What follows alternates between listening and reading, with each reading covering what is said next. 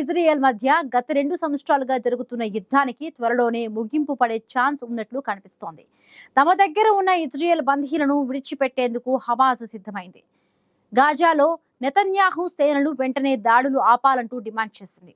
చర్చలకు తాము సిద్ధంగా ఉన్నామని ప్రకటించింది. గాజా శాంతి ప్రణాళికలను అంగీకరించినట్లయితే అంతా నరకమే చవి చూడాల్సి వస్తుందని అమెరికా అధ్యక్షుడు ట్రంప్ హెచ్చరికల నేపథ్యంలో హమాస్ దిగివచ్చింది.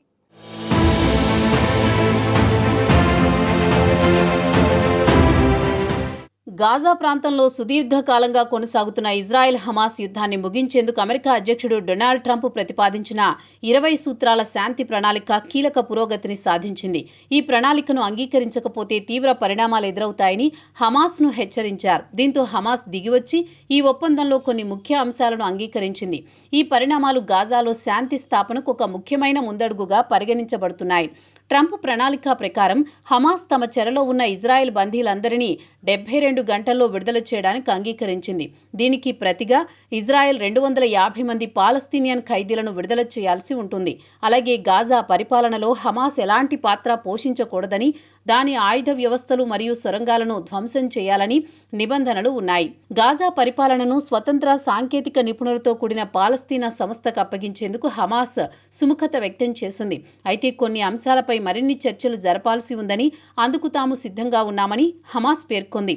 ఈ ప్రక్రియలో అరబ్, ఇస్లామిక్, అంతర్జాతీయ భాగస్వాములతో కలిసి శాంతి స్థాపనకు ట్రంప్ చేస్తున్న ప్రయత్నాలకు హమాస్ కృతజ్ఞతలు తెలిపింది. హమాస్ బందీల విడుదలకు అంగీకరించిన నేపథ్యంలో ట్రంప్ ఇజ్రాయెల్కు గాజాపై బాంబుల దాడులను తక్షణం నిలిపివేయాలని సూచించింది. ట్రూత్ సోషల్లో ఆయన పోస్ట్ చేస్తూ హమాస్ శాశ్వత శాంతికి సిద్ధంగా ఉన్నట్టు ప్రకటించింది. ఇజ్రాయెల్ బాంబు దాడులను ఆపితే బందీలను సురక్షితంగా త్వరగా విడుదల చేయవచ్చు. ఇప్పుడు దాడులు చేయడం ప్రమాదకరమని పేర్కొన్నారు.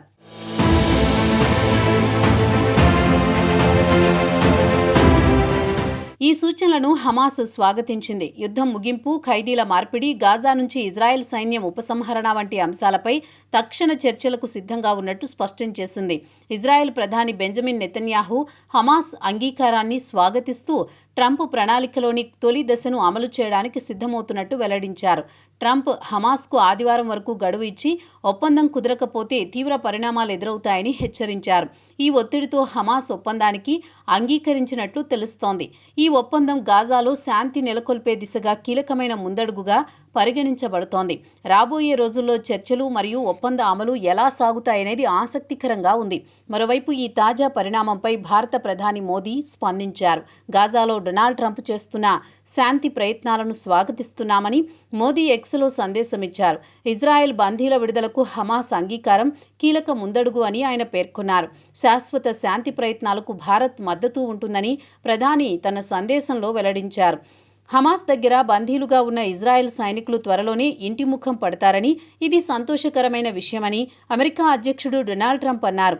గాజాలో శాంతి స్థాపనకు తోడ్పడిన ప్రపంచ దేశాలకు ఆయన అభినందనలు తెలిపారు.